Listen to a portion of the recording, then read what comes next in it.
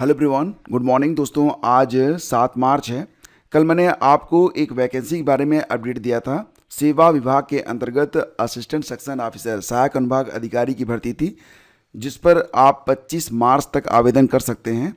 यहाँ पर कोई विशेष योग्यता आपसे मांगी नहीं गई है। सिंपली अगर आप स्नातक हैं तो आप आवेदन कर सकते हैं। उम्र सीमा इसमें केवल 30 साल रखी गई थी। तो बहुत सारे बच्चों ने ये कहा कि हमारे लिए भी कोई ऐसी जॉब बताइए जिसमें थोड़ी सी एज लिमिट ज़्यादा हो।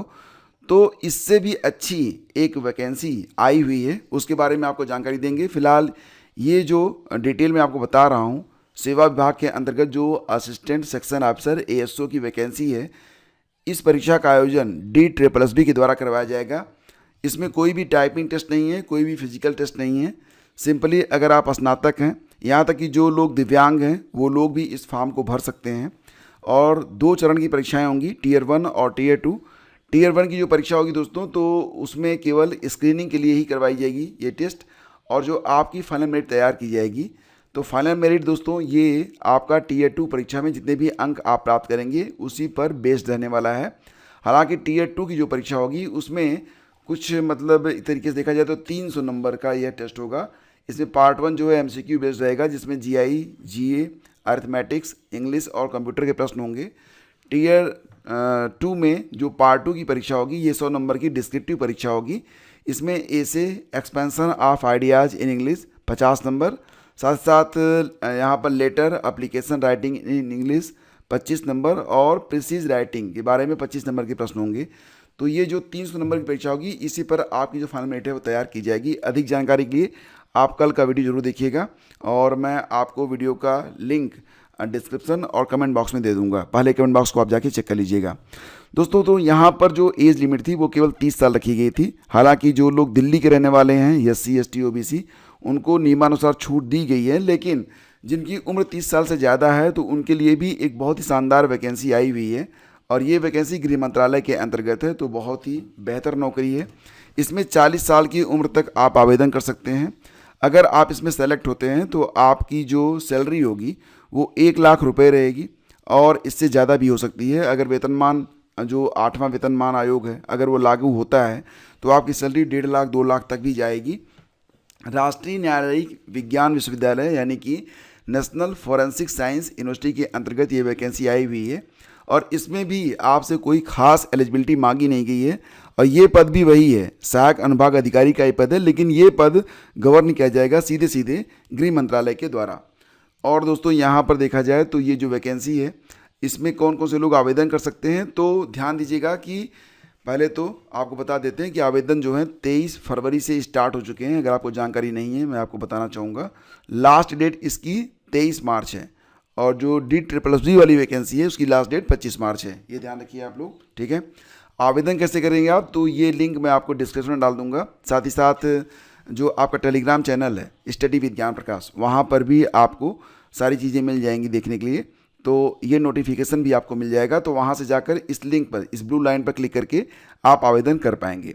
कौन कौन से पद है मैं आपको बताना चाहूँगा कि सेक्शन ऑफिसर का पद है। अगर इसमें आप सेलेक्ट होते हैं तो लगभग 1 लाख रुपये आपकी सैलरी रहेगी। डिप्यूटी सेक्शन ऑफिसर का पद, इस पर भी अगर आप सेलेक्ट होते हैं तो 80,000 से लेकर 90,000 रुपये के बीच में, और 3-4 साल 5 साल जाते जाते आप सेक्शन ऑफिसर बन जाएंगे। असिस्टेंट का भी पद है, तो यहाँ पर केवल अगर देखा जाए तो जो सैलरी होगी 40 से 45,000 के बीच में रहेगी। तो सभी के लिए क्या एलिजिबिलिटी है मैं आपको बताना चाहूँगा। अगर आप सेक्शन ऑफिसर बनना चाहते हैं दोस्तों, तो यहाँ पर आपकी जो उम्र सीमा है ये 21 साल से लेकर 40 साल के बीच में होनी चाहिए। अगर आप OBC कैंडिडेट हैं देन आपकी जो एज है ये 43 ईयर अगर है तो भी ये चलेगा फॉर OBC, ठीक है। और अगर आप दोस्तों SC ST कैंडिडेट हैं तो 45 साल 45 ईयर तक आप इस फॉर्म को भर सकते हैं। तो ये मतलब एज लिमिट में आपको ज़बरदस्त छूट यहाँ पर देखने को मिल रही है। रही बात ये कि कौन से लोग आवेदन कर पाएंगे, एलिजिबिलिटी क्या है, तो bachelor degree in any discipline with good academic record. अब गुड एकेडमिक रिकॉर्ड का मतलब ये है कि पहले ही बार में आपने अपना बैचलर कंप्लीट किया हो और एटलीस्ट 55% मार्क आपके होने चाहिए, ठीक है। आगे बढ़ते हैं, बात करते हैं डेप्यूटी सेक्शन ऑफिसर के बारे में। तो सेम क्राइटेरिया यहाँ पर भी लागू किया गया है। 21 साल से लेकर 40 साल के बीच में आपकी उम्र हो। अगर आप ओबीसी हैं तो 43 साल, SC ST हैं तो 45 साल की उम्र अगर आपकी है तो भी आप आवेदन कर सकते हैं। सेम वही है, bachelor degree in any discipline with good academic record, यानी कि गुड एकेडमिक रिकॉर्ड का मतलब कि 55% मार्क एटलीस्ट होने चाहिए और पहली बार में आपने अपना स्नातक जो है वो कंप्लीट किया हुआ हो। ठीक है। और ये जो असिस्टेंट के लिए पद है दोस्तों, तो इसमें एज लिमिट थोड़ा सा कम रखी गई है, 21 साल मिनिमम है, 35 साल, ये 35 साल की जो उम्र है ये मैक्सिमम है। यानी कि अगर आप ओबीसी हैं तो इसके लिए ओबीसी के लिए जो एज लिमिट होगी 35, 36, 37, 38, मतलब कि 38 साल तक अगर आप ओबीसी हैं देन, और अगर आप SC ST कैंडिडेट हैं तो 40 साल की उम्र तक आप आवेदन कर पाएंगे। ये आप लोग ध्यान रखिए। ठीक है, तो ये जानकारी हो गई। और रही बात दोस्तों ये कि मैंने सिलेक्शन प्रोसेस के बारे में आपको बताया था, और यहाँ पर टाइपिंग टेस्ट पॉसिबल है, स्किल टेस्ट भी आपका करवाया जाएगा। फीस कितनी लगने वाली है तो आप ध्यान से देखिए। अब यहाँ पर 500 रुपये फीस होगी। हालांकि जो DSSB की वैकेंसी है वहाँ पर फीस केवल 100 रुपये है, लेकिन यहाँ पर फीस थोड़ी सी 500 रुपये है। लेकिन ध्यान दीजिए, जो SC ST कैटेगरी के एस्पिरेंट हैं, जो दिव्यांग हैं और जो वुमेन कैंडिडेट हैं, जो महिलाएं हैं, उनको कोई भी फीस नहीं देनी है, उनको एग्जाम्प्टेड रखा गया है फीस से। ठीक है। और गुड एकेडमिक रिकॉर्ड का मतलब यहाँ पर आप देख पा रहे होंगे, मैंने आपको बता भी दिया इसके बारे में। और दोस्तों थोड़ा सा और आगे बढ़ें तो आपको बताना चाहेंगे कि ये जो सारे पद हैं वो मेरिट ऑफ मार्क, यानी कि जो परीक्षा होगी तो उसी के आधार पर भरे जाएंगे। The university reserve the right to restrict the number of candidate to be called for written test और skill test on the basis of screening test and, तो मतलब यहाँ पर भी Tier 1 और Tier 2 की परीक्षा होने वाली है। यहाँ पर आपसे स्किल टेस्ट, टाइपिंग टेस्ट भी करवाया जाएगा। ये बात आप लोग ध्यान रखिए। ठीक है। और बाकी जानकारी आपको इसी में मिल जाएगी, यानी कि ये नोटिफिकेशन है। नोटिफिकेशन कहाँ पर मिलेगा तो टेलीग्राम चैनल स्टडी विद ज्ञान प्रकाश पर मिल जाएगा। अगर आप चाहें तो आप ये फॉर्म भर सकते हैं। तो दोस्तों आगे बढ़ते हैं और आज के अखबारों में जो खबरें हैं उस पर भी एक नज़र डालते हैं। देखिए, यहाँ मैं आपको बताना चाहूँगा कि पुलिस भर्ती परीक्षा, उत्तर प्रदेश में पुलिस भर्ती परीक्षा शुरू होने वाली है, जिसके लिए परीक्षा वाले शहर की सूचना जो है वो जारी कर दी गई है। 14 और 15 मार्च को परीक्षा जो है ये करवाई जाएगी। और पुलिस भर्ती परीक्षा के प्रश्नों या तैयारी से जुड़ी सामग्री प्रसारित करने पर होगी कानूनी कार्रवाई। भर्ती बोर्ड ने जारी किए दिशा निर्देश। यूट्यूबर और कंटेंट क्रिएटरों को चेतावनी दी गई है। तो कहा गया कि अगर कोई कंटेंट क्रिएटर, यूट्यूबर आदि सोशल मीडिया पर प्रश्नपत्रों या उनकी सामग्री पर चर्चा, विश्लेषण का प्रसार करता है तो उस पर कानूनी कार्रवाई की जाएगी। और ये खतरनाक वाली कार्रवाई होगी, केवल आपको नोटिस नहीं आएगी, बहुत सारी चीज़ें होंगी इसमें। तो जैसा कि आप जानते हैं, उप निरीक्षक यानी कि दरोगा और समकक्ष पदों पर भर्ती परीक्षा 14 और 15 मार्च को आयोजित होनी है। परीक्षा की शुचिता भंग ना हो, किसी तरह की कोई गड़बड़ी की आशंका भी न रहे, इसीलिए भर्ती बोर्ड ने ये एडवाइजरी जारी की है। तो बोर्ड के मुताबिक जो भी शख्स सोशल मीडिया पर प्रतिबंधित कंटेंट प्रसारित करता पाया जाएगा उसके खिलाफ उत्तर प्रदेश सार्वजनिक परीक्षा अनुचित साधनों का निवारण अधिनियम 2024 के तहत कार्रवाई की जाएगी।